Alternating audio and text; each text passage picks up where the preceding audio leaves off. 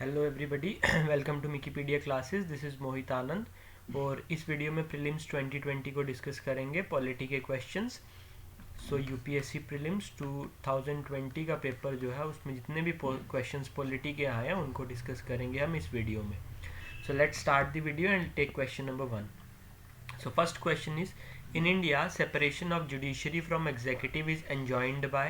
So judiciary should be separated from executive और executive should be separated from judiciary.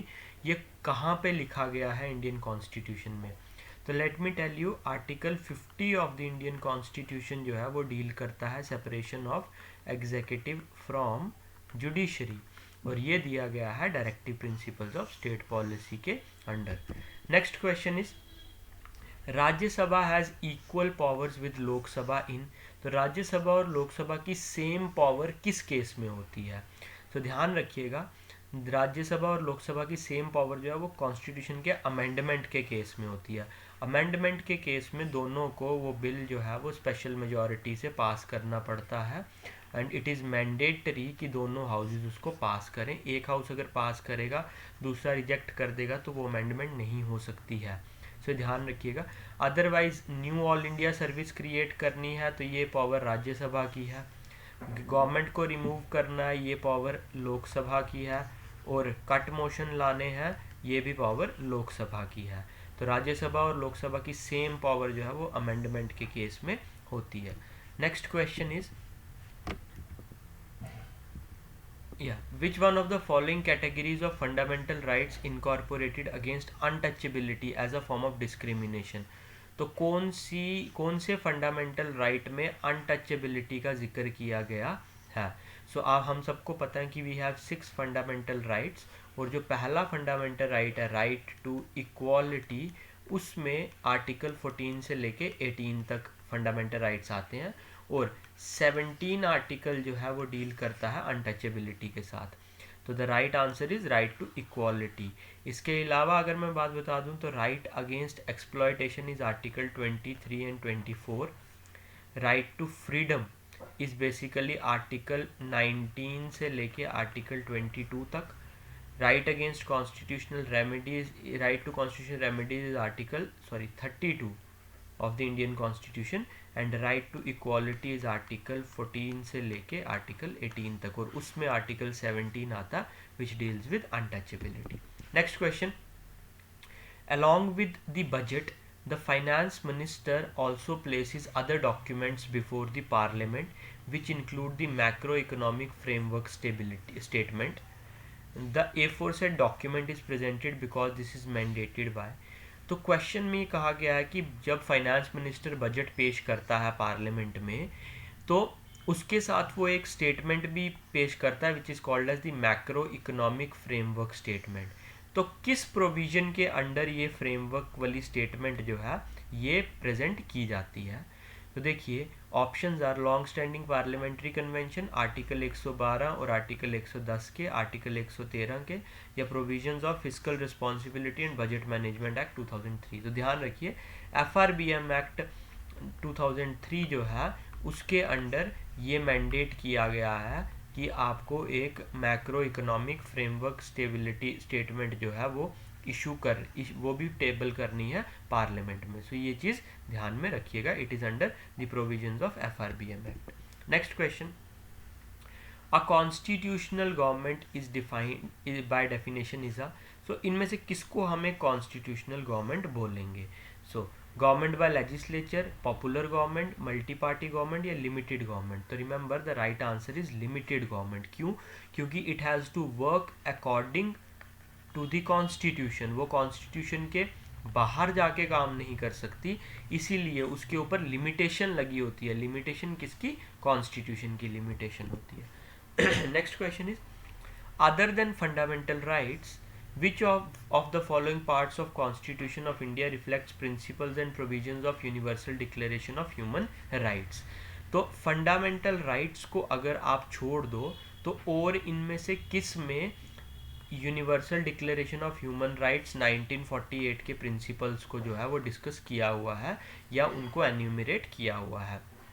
तो देखिए, clearly तो वहाँ मेंशन नहीं है यूडीएचआर, बट कुछ चीज़ें हैं जो universal declaration of human rights में भी हैं, but at the same time और बाकी जो पार्ट्स हैं उनमें भी दे रखी हैं। तो वो कौन कौन सी हैं वही हमको बताना है। सो देखिए, प्रियम्बल जो है वो हमारा बात करता है लिबर्टी की, liberty of thought expression, then equality की बात करता है, देन जस्टिस की बात करता है प्रियम्बल। और उसके अलावा directive principles of state policy भी जो है वो हमारे कुछ राइट्स की जो है वो बात करते हैं। जबकि fundamental duties are predominantly duties, इसलिए ये universal declaration of human rights के साथ डील नहीं करती हैं। तो the right answer would be 1 and 2 कि universal declaration of human rights का के जो प्रिंसिपल्स हैं that are reflected in fundamental rights, in the preamble and in the directive principles of state policy. Next, in India, legal services authorities provide free legal services to which of the following types of citizens? तो इनमें से किन लोगों को free legal service दी जाती है by legal services authority in India? तो ध्यान रखिएगा, options are persons with an annual income of less than 1 lakh rupees, transgender with an annual income of less than 2 lakh rupees, member of OBC with an annual income of less than 3 lakh, and all senior citizens। तो ध्यान रखिए, सब senior citizens को तो free legal aid मिलती है, इसका मतलब ये दोनों ऑप्शंस जो है ये एलिमिनेट हो जाते हैं। अब बचता है 3, 4 या 1 and 4। अब मैं आपको सिंपली बताऊं, जो पहला है वो यही है, persons with an annual income of less than 1 lakh rupees. तो the right answer would be 1 and 4। Next question, a parliamentary system of government is one in which. तो इनमें से कौन सी जो है वो एक पार्लियामेंट्री फॉर्म ऑफ गवर्नमेंट या पार्लियामेंट्री सिस्टम ऑफ गवर्नमेंट है? ठीक है, तो अब ये हम पहले भी डिस्कस कर चुके हैं, काफ़ी बार ये पेपर में आया भी है। That is the government is responsible to the parliament and can be removed by it. तो गवर्नमेंट जो है वो पार्लियामेंट में जब तक उसके पास मेजॉरिटी है तब तक वो हाउस में रहेगी, जब मेजॉरिटी ख़त्म तो वो रिमूव हो जाती है, या पार्लियामेंट उसको रिमूव कर भी सकता है। तो इसी को हम बोलते हैं parliamentary system of government. Next question, which part of the constitution of India declares the ideal of welfare state? तो इनमें से कौन सा पार्ट जो है इंडियन कॉन्स्टिट्यूशन का वो वेलफेयर स्टेट की बात करता है? तो write down, remember the right answer is directive principles of state policy. Article 37 में बात की जाती है वेलफेयर स्टेट की। ठीक है, next, the constitution of India, consider the following statement, the constitution of India defines it's basic structure in terms of federalism, secularism, fundamental rights and democracy. तो बोला कि कॉन्स्टिट्यूशन ऑफ इंडिया जो है वो basic structure को define करता है। तो आप सबको पता है कि बेसिक स्ट्रक्चर की डॉक्ट्रिन तो सुप्रीम कोर्ट ने दी है, तो कॉन्स्टिट्यूशन कैसे इसको डिफाइन करेगा? इसका मतलब ये स्टेटमेंट गलत है। The constitution of India provides for judicial review to safeguard the citizens' liberties and to preserve the ideals on which the constitution is based। तो कॉन्स्टिट्यूशन जो है वो प्रोवाइड करता है कॉन्सेप्ट किसका? जुडिशियल रिव्यू का।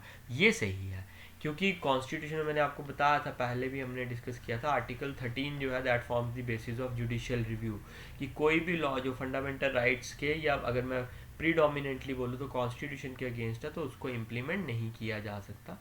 सो आर्टिकल 13, तो ये प्रोविजन जो है जुडिशियल रिव्यू का ये कॉन्स्टिट्यूशन में दिया गया। तो करेक्ट स्टेटमेंट पूछी है तो the right answer would B 2 only. ठीक है, next question, in the context of India which one of the following is the characteristic appropriate for bureaucracy? तो नौकरशाही जो है ब्यूरोक्रेसी का बेसिक कैरेक्टरिस्टिक इंडिया में क्या है? तो ब्यूरोक्रेसी क्या काम करती है? देखिए, ब्यूरोक्रेसी का सिंपली काम है कि जो भी सरकार पॉलिसीज़ बनाएंगी उनको इम्प्लीमेंट करना। तो an agency for the implementation of public policy. Public policy का मतलब है कि गवर्नमेंट के द्वारा बनाई गई पॉलिसी को इम्प्लीमेंट करना जो है वो काम है ब्यूरोक्रेसी का। Next question, the preamble of the constitution of India is. तो प्रियम्बल क्या है? ध्यान रखिएगा, preamble is a part of the constitution, is a part of the constitution but has no legal effect independently of other parts। ठीक है, सो preamble जो है ये पार्ट है कॉन्स्टिट्यूशन का, बट इसका कोई लीगल इफेक्ट नहीं है, मतलब ये इसको इम्प्लीमेंट नहीं कर सकते इंडिपेंडेंटली आप बाकी पार्ट। जैसे प्रियम्बल में बात की गई है जस्टिस की, या प्रियम्बल में बात की गई है इक्वालिटी की, तो ये इक्वालिटी को रीइंफोर्स कौन कर रहा है? Fundamental rights. जस्टिस को रीइंफोर्स कौन कर रहा है? Fundamental rights, directive principles of state policy. तो प्रीएम्बल के जो प्रोविजंस हैं they have a legal effect but in connection to other parts, उसका इंडिपेंडेंटली आप उसको इम्प्लीमेंट नहीं करवा सकते हो, तो ये ध्यान में रखिएगा। Next, with reference to the provisions contained in part 4 of the constitution of India, तो पार्ट 4 डील करता है आपका directive principles of state policy के साथ। The state which of the following statement is correct, सही स्टेटमेंट कौन सी है? They shall be enforceable by courts, no, DPSPs are not enforceable by court. इसका मतलब ए स्टेटमेंट और सी स्टेटमेंट, सी ऑप्शन गलत हो गए। अब बचता है 2 और 3, यानी 2 स्टेटमेंट, सेकंड स्टेटमेंट तो सही है। They shall not be enforced by any court, ये बिल्कुल सही है। अब बात आती है थर्ड स्टेटमेंट की, थर्ड सही है या गलत है? The principle laid down in this part are to influence the making of laws by the state, बिल्कुल सही स्टेटमेंट है, क्योंकि ये डायरेक्टिव्स दिए गए हैं स्टेट को कि जब भी आप कोई पॉलिसी बनाओगे तो इन प्रिंसिपल्स को आपने, इन डायरेक्टिव्स को ध्यान में रखना। तो the right answer is D. Next question, according to the constitution of India, a person who is eligible to vote can be made a minister in a state for 6 months even if he or she is not a member of the legislature of the state। बिल्कुल सही statement है कि अगर आप house के member नहीं हो तो भी आपको मंत्री बनाया जा सकता है for a period of 6 months, minimum, maximum जो है वो 6 मंथ्स के लिए। Then according to the Representation of People's Act 1951, a person convicted of a criminal offence and sentenced to imprisonment for 5 years is permanently disqualified from contesting an election even after his release from prison। ये statement गलत है। क्यों? अगर अभी भी आप देखेंगे तो राहुल गांधी को उन्होंने डिस्क्वालीफाई, राहुल गांधी की डिस्क्वालिफिकेशन हुई है, तो इम्प्रिजनमेंट जो है वो होनी चाहिए 2 ईयर्स। अगर 2 या 2 से ज़्यादा की इम्प्रिजनमेंट हो तो परमानेंट डिस्क्वालिफिकेशन नहीं होती, डिस्क्वालिफिकेशन बेसिकली 6 साल की होती है। तो अब 2 साल की सज़ा और उसके बाद 6 साल तक आप इलेक्शन नहीं लड़ सकते हो, तो कुल मिला के कितने हो गए? 8 ईयर्स। अगर यही सज़ा 5 साल की हो गई तो टोटल कितना हो जाएगा? 11 ईयर्स हो जाएंगे इलेक्शन लड़ने के लिए। तो ये स्टेटमेंट गलत है, इसलिए the right answer is 1 only. ठीक है। Next question, The President of India can summon a session of the Parliament at such a place as he or she thinks fit। तो प्रेसिडेंट जो है वो समन, बुला सकता है पार्लियामेंट का सेशन जहां उसको ठीक लगे, बिल्कुल सही है statement. The constitution of India provides for 3 sessions of the parliament in a year but it is not mandatory to conduct all 3 sessions. तो कॉन्स्टिट्यूशन देखिए 3 सेशंस की बात नहीं करता, कॉन्स्टिट्यूशन सिर्फ 2 सेशंस की बात करता है और बोलता है मैंडेटरी है कि इन 2 सेशंस को बुलाना ही बुलाना है। तो स्टेटमेंट सेकंड गलत हो गई, सेकंड गलत, इसका मतलब बी ऑप्शन भी गया और डी भी गया। अब थर्ड स्टेटमेंट में, there is no minimum number of days that the parliament is required to meet in a year. ये स्टेटमेंट बिल्कुल सही है, कोई भी ऐसा मिनिमम नंबर ऑफ डेज उन्होंने नहीं रखा है। तो करेक्ट स्टेटमेंट पूछिए तो right answer is 1 and 3। Next question, according to the constitution of India, या ये हमने पहले कर लिया है, या सो ये सारे क्वेश्चंस थे हमारे 2020 प्रीलिम्स के। तो आई होप आपको अच्छे लगे होंगे। अगर कुछ नॉलेज गेन हुई है आपकी तो प्लीज़ चैनल को सब्सक्राइब भी कर दें और वीडियो को लाइक ज़रूर कर दें। So thank you so much. Next video में 2021 का प्रीलिम्स जो है वो डिस्कस करेंगे। So thank you so much.